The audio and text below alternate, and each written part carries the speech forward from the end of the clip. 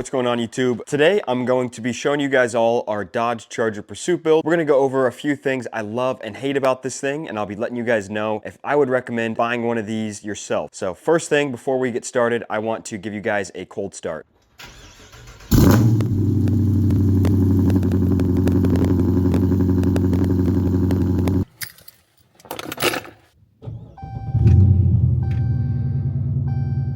All right, what's going on, you guys? So once again, today we're gonna be going over a few things with our Dodge Charger Pursuit. So we picked this thing up from auction for $3,300 with a clean title, run and drive. So we got it directly from auction, had it delivered to our house. We've had it for, what would you say, like 2 months now? Yeah, about 2 months.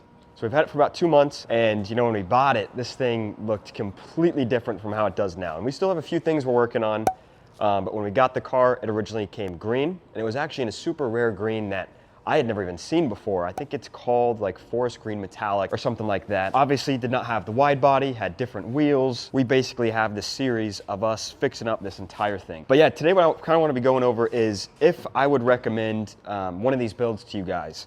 Because, you know, these Dodge Charger Pursuits, you don't really see them that often. I know that they do make all-wheel drive Chargers, but those are the civilian ones that only come equipped with the 3.6 liter V6. If you want to have that amazing Hemi with the power to all four wheels, this is really your only option. So, you know, that makes it an absolute beast in the snow and will help you get off the line quicker than those rear-wheel drive models. You can either only buy them from auction or from a private seller or a dealer that had gotten them from auction. And so obviously, you know, like with us, if you buy it from auction, you always run that risk of getting totally burned. You know, the engine could be trashed, the transmission could have a ton of hidden damage. So those are risky. Then you also could win big. Like with this one, I would say we won pretty big. Wouldn't you say? Totally. This one I would almost say is a once in a lifetime. Yeah, but you know, throwing it up on the spec sheet, this is pretty much identical to your factory civilian model RT. This is pretty much your standard RT with just a few key differences, but it does have the 5.7 liter V8 that's making that same amount of 370 horsepower. Weighs about the same. This one probably weighs a little bit more, but you know, throwing it up on the spec sheet, this is pretty much identical to your factory civilian model RT. I'll go over a few key features. I'll start with 5 things I love about this. One of them are the ballistic doors and glass. This was not an option that came with all of the Pursuits, but this one does have it, so that is a super, super cool feature on these that, you know, you will not find on any other Charger, and you can really feel that in the weight of the door. So, and the funny thing is though with that, I think it's only the 2 front doors. And I think that's hilarious that the manufacturers only made the 2 front doors ballistic, so they obviously don't give a crap about the poor guy sitting in the back. But that's a really cool feature. This is, once again, not something you're gonna find on all of them, but you know, you may get lucky and you might get a Pursuit that has the ballistic option. So that's one of the things I love about this car. Another thing I love is this thing has all-wheel drive. This is the 5.7 liter V8 with all-wheel drive. So this is one of those unicorn setups you can only get off of a Pursuit. They don't make the 5.7 liter V8 with the all-wheel drive for any of the civilian trims. So that's a super cool feature, really cool, really unique to only these Pursuits. The thing I love about these that's unique to the Pursuit models are the brakes. So these do come with the BR9 brakes, so these are heavily upgraded. Supposedly, I've heard things that these are even better than the Brimbos. So that's what's cool is if you do a build on these, you don't have to worry about really upgrading the brakes. So that's something really cool. You are already going to get the upgraded brake package. Another cool thing about these is the suspension. So if you notice back here, you know, this wheel gap is giant. So we are going to be figuring out a wheel setup on these, but this wheel gap is thanks to the upgraded COP suspension. So this thing has some heavy duty shocks. So that's why it sits so high. I think it's actually pretty cool. You know, I don't like how big that wheel gap is, so we're gonna be figuring out a different wheel setup, but I kind of like the stance where, you know, the front sits a little lower and the back sits higher. I think it looks super aggressive. So I think that's something that's cool.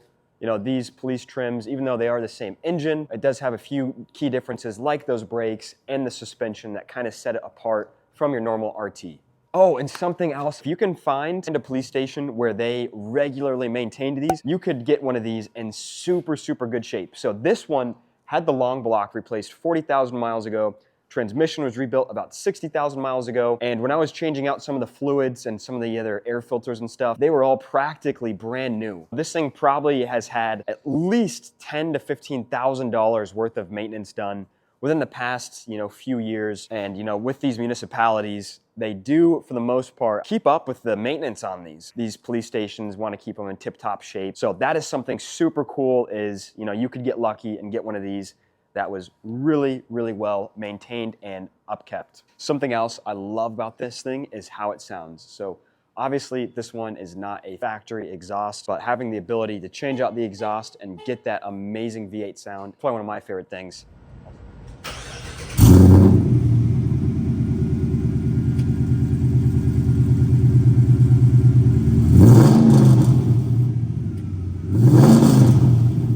All right, so just like with any car, they are gonna have their pros and cons. So going over a few things. The first and most obvious one is that it's simply a police car. So these things are going to have been driven pretty hard. They idle all day long, they accelerate hard, they brake hard, they turn hard. Sure that, those officers don't really care how they treat these police cars. So you can do some preventative maintenance, to kind of help take care of a few of those things, but that's definitely something to consider. Another con with these is with the all-wheel drive, you are a little bit more limited as to the aftermarket upgrades you can do. So for example, I had to do quite a bit of research to figure out which long tube headers would work, because I know that quite a few of those brands that work with the rear-wheel drive chargers do not work with the all-wheel drive. So I went with some JBA long tubes. They worked fine. They said that they were a pretty tight fit. Another thing, since it is all-wheel drive, if you want to lower it, you do have to cut the fenders. That's kind of why we've stayed away from that. We didn't want to go chopping up the fenders on this one. So once again, we're going to try to find a wheel setup that fills that gap really well, looks nice, but is not going to rub. This is a pro or a con, but these do come with the 5-speed NAG1 transmissions. I know people are really split between the 5 speeds and the 8 speeds.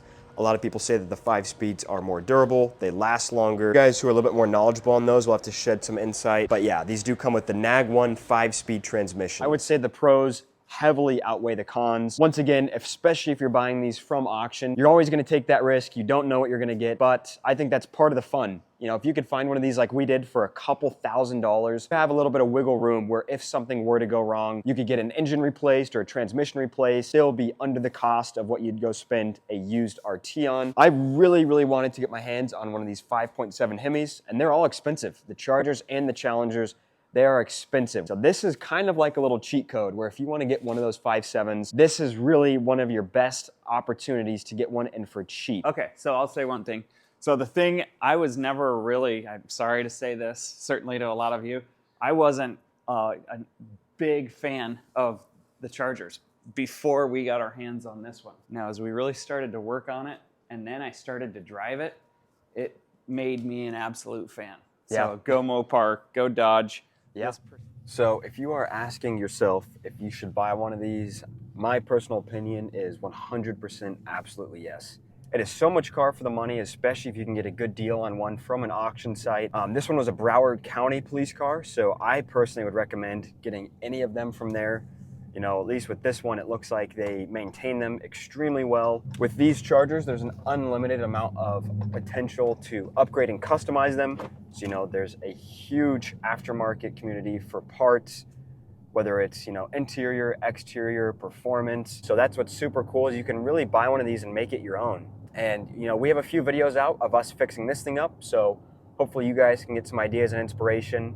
If you already own one of these or if you're looking to buy one, but I highly recommend it. I cannot wait to see which one of you is going to win this. So that's what's fun too, is once again, we are going to be giving this one away once we're fully done building it.